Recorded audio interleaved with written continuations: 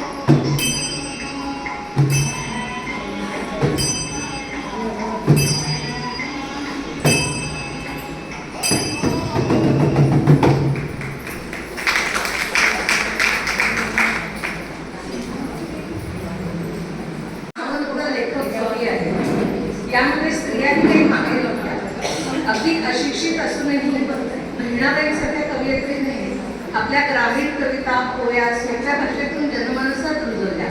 आता हेच बघा ना, संसार कसा असतो ते.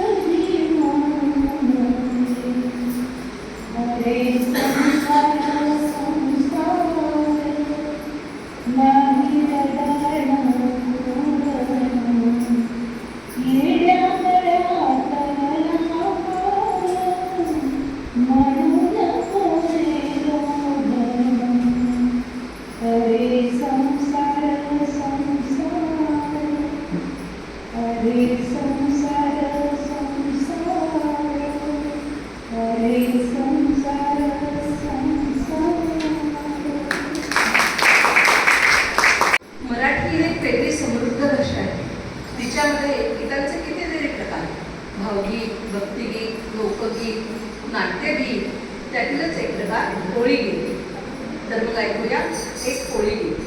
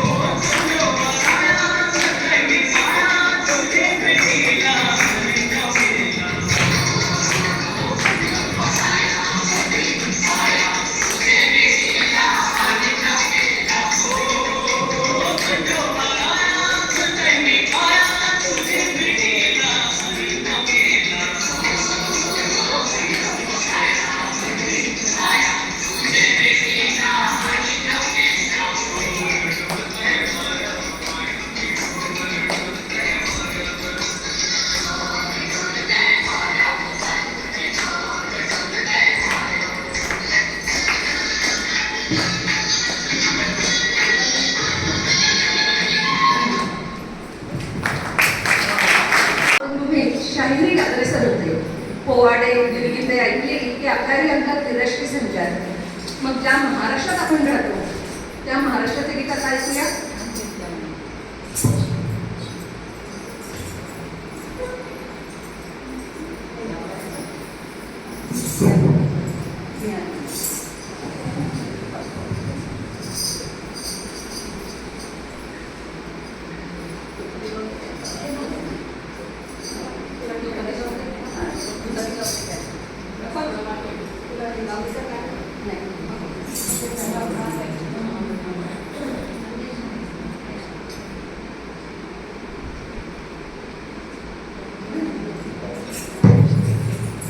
जय महाराष्ट्र माझा, जय महाराष्ट्र माझा, जय जय महाराष्ट्र माझा, जय जय महाराष्ट्र माझा, जय जय महाराष्ट्र माझा. देवा वरदा कृष्ण होयना भद्रा गोदावरी कपडाचे भरती पाणी मातीच्या घागरी. नदीच्या तटानाया तटानाया तटानाया यमुनेचे पाणी माझा. जय महाराष्ट्र माझा, जय जय महाराष्ट्र माझा, जय जय महाराष्ट्र माझा, जय जय महाराष्ट्र माझा, जय जय महाराष्ट्र माझा, जय जय महाराष्ट्र माझा.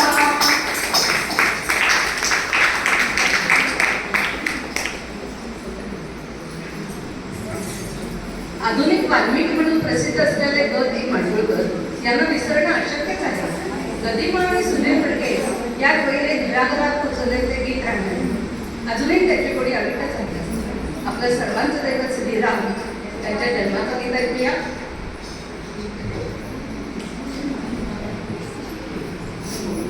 चैत्र मास त्यात शुद्ध नवमी गंधयुक्त तरीही वात उष्ण हे किती. दोन प्रहरी कागशिरी सूर्य थांबला.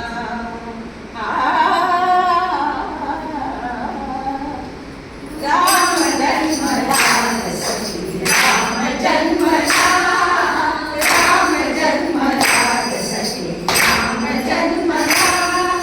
कौसल्या राणी वडिलोचने न जाय मायसता प्रदर्शन.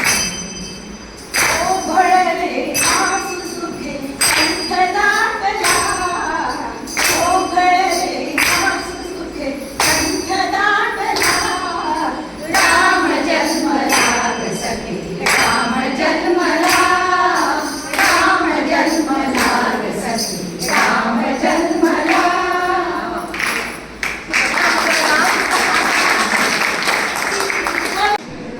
सर जागने नाचवार यांची पिंगळाने अजरामर करा. त्याचं एक इंग्रजी रूपांतर म्हणजे माय फेअरली आणि त्याचंच पु ल देशपांडे यांनी केलेले नाट्य रूपांतर म्हणजे ती फुलराणी. बघा तर मग ती फुलराणी, ती फुलराणी, ती फुलराणी. असं काय मास्तर साहेब गधडी काय नालाय हरामजादी. थांब तुला शिकवीन चांगलाच धडा. तुझ्या बापाचा भरलाय धडा, तुला शिकवीन चांगलाच धडा. मोठा समजतो स्वतःला मास्तर, मोठा समजतो स्वतःला मास्तर. तुझं गटारात घालदा शास्त्र, तुझं मसनात गेलंय त्या, तुझं मसनात गेलंय त्या.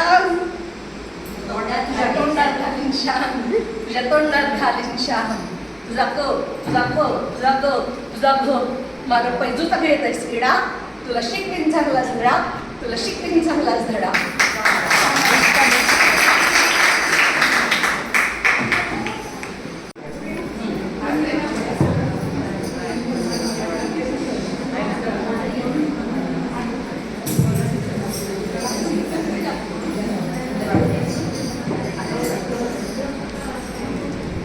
विवेकसिंह ग्रंथरचयिता आद्य कवी मुकुंदरा यांचं नाव घ्यावेच लागेल. तसेच ज्ञानेश्वर, पराग, नामदेव, चोखा या संतांनी आपल्या अनुभवातून मार्ग दाखवला. या संतांमुळे वारकरी संप्रदाय सुरू झाला. टाळ मृदुंगाच्या तालात जेव्हा हे वारकरी नाचतात तेव्हा आपल्यालाही पंढरपूरला जायची इच्छा होते. चला तर मग पंढरीला.